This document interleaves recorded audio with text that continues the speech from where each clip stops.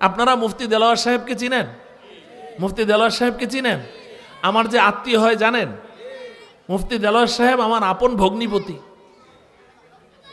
তা আমার মেয়ে মুফতি দেলোয়ার সাহেবকে কখনো সুযোগ পাইলে জিজ্ঞাসা করবেন, আমার মেয়েটার বয়স যখন 6 বছর বয়স, এই 6 বছর বয়স থেকে সে নিজে খাস পর্দা করে। আমি ওকে বোরকা পড়তে বলিনি, তার মাও বলেনি। 6 বছর বয়স থেকে খাস পর্দা করে। মুফতি দেলোয়ার সাহেব 6 বছরের পরে আমার মেয়েকে আর কোনোদিন দেখে নাই, আর সে তার ফুফাজির সামনে যায় নাই 6 বছর বয়সের পর থেকে। অথচ আমরা কিচ্ছু বলি নাই, ওই পরিবেশ দেখে দেখে যে আরে আমার ফুপ্পি, মুফতি সাহেবের আহলিয়া আমার মেয়ের কি হয়, ফুপ্পি হয়, বড় ফুপ্পি। তো ফুপ্পি এভাবে পর্দা করে, তাহলে আমি পড়বো না কেন? ও কান্না শুরু করে দেয়, না ফুপ্পি পুরুষদের সামনে যায় না, আমি কেন পুরুষদের সামনে যাব? এই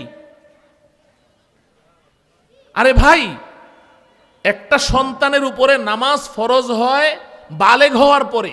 ভালো করে বুঝেন, একটা সন্তানের উপরে নামাজ ফরজ হয় বাচ্চাটা যখন বালেগ হয়। আর বালেগ তো 12 বছরের আগে হয় না, ছেলেরা 12 বছরের আগে বালেগ হয় না, মেয়েরা হয় 9 বছর 10 বছর বয়সেও বালেগা হয়ে যায়। তো এই সন্তানটা 12 বছর 13 বছরের আগে তার উপরে নামাজ ফরজ হয় না, কিন্তু নবীজি নামাজ পড়াতে বলেছেন কত বছর বয়স থেকে? 7 বছর। মুরু সিবিয়ানাকুম বিসসালাতি ইযা বালাগু সাবআন ওয়াদরিবুহুম বিহা ওয়া হুম আবনাউ 10। নবীজি বলেন, তোমরা তোমাদের সন্তানদেরকে 7 বছর বয়স থেকে নামাজ পড়াও, নামাজের নির্দেশ দাও। আর 10 বছর বয়স যখন হবে তখন নামাজ না পড়লে তাদেরকে ডান্ডা লাগাও, পিটাও। অথচ 7 বছর বয়সে তো নামাজ ফরজ হয়ই না, 10 বছর বয়সেও তো হয় না, নবীজি কেন পিটাইতে বলছেন? এজন্য বলছেন যে তুমি বলবে যে না, এখন তাকে নামাজের জন্য বলা যাবে না। সে যখন যেই দিন বালেগ হবে সেই দিন আমি বলবো, আব্বু আজকে বালেগ হয়েছিস, নামাজ পড়। ওই ছেলে নামাজ পড়বে? ও তো নামাজ জানেই না, ও তো নামাজ জানেই না, ও কেন নামাজ পড়বে? যেদিন বালেগ হবে ওই দিন থেকেই সে নামাজ পড়া শুরু করে দিবে? না, বালেগ হয় 12 বছর বয়সে। নবীজি এর আরো 5 বছর আগে থেকেই তাকে নামাজ পড়াতে বলেছেন। কেন? তার অভ্যাস গড়ার জন্য।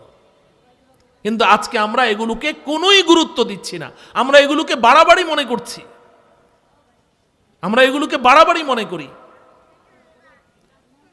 আমার এই বাচ্চাটাকে, আমার মেয়েকে 4 বছর কি 5 বছর বয়সে একবার ওই যে চীন মৈত্রী সম্মেলন, হ্যাঁ, এই চীন মৈত্রী সম্মেলন, ওখানে আমাদের একটা দাওয়াত ছিল।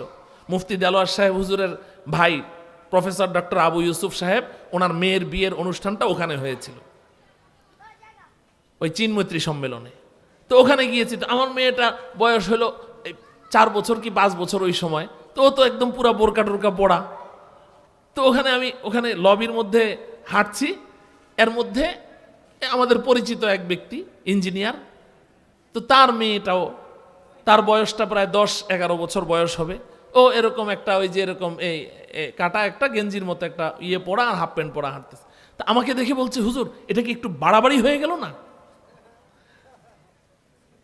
হ্যাঁ, আমাকে বলছে যে এটা একটু বাড়াবাড়ি হয়ে গেল না, আপনি 4 বছর 5 বছরের বাচ্চা ওকে এইভাবে বোরকা পরে রাখছেন। আমি বললাম, হ্যাঁ আমারটা বাড়াবাড়ি হয়ে গেছে, আপনারটা খুব ঠিক আছে, আপনারটা ঠিক আছে।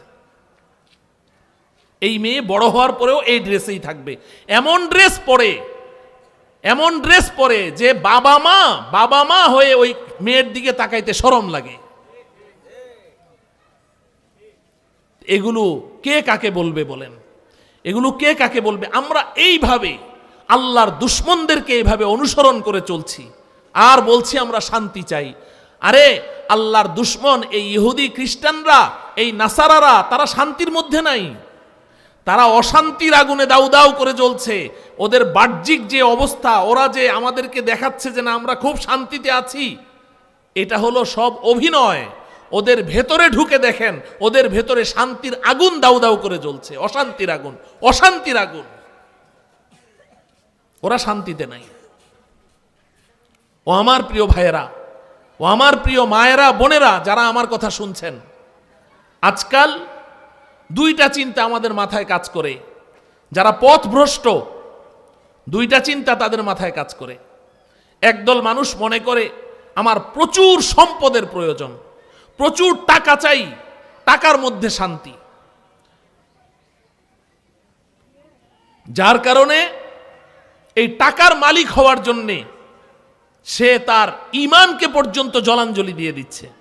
হালাল হারামের মধ্যে কোনো বাছ বিচার করছে না, অন্যের সম্পদ লুট করছে। কেন? কারণ আমার প্রচুর টাকা লাগবে, টাকার ভেতরেই শান্তি আছে, প্রচুর সম্পদের মালিক হওয়া লাগবে, এই সম্পদের মধ্যেই শান্তি আছে। এ ধরনের চিন্তা চেতনা লালনকারী সমাজের মধ্যে মুসলমান আছে না নাই?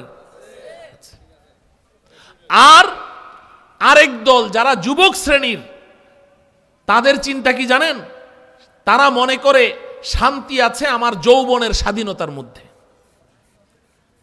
যে আমি আমার যৌবনকে যেখানে খুশি সেখানে আমি খরচ করব। আমার যৌবনের স্বাধীনতা চাই, আমার যৌবনের চাহিদা আমি যেখানে খুশি সেখানে পূরণ করব, যেভাবে খুশি সেখানে পূরণ করব, সেইভাবে পূরণ করব, তাহলেই বুঝি আমার শান্তি। এই দুই ধরনের মানুষের মধ্যে দুইটা চিন্তা কাজ করে। ও আমার প্রিয় ভাইয়েরা, ও আমার প্রিয় মা বোনেরা, এই দুই জিনিসের কোনোটার মধ্যেই শান্তি নেই। না অর্থের মধ্যে শান্তি আছে, না যৌবনের স্বাধীনতার মধ্যে শান্তি আছে।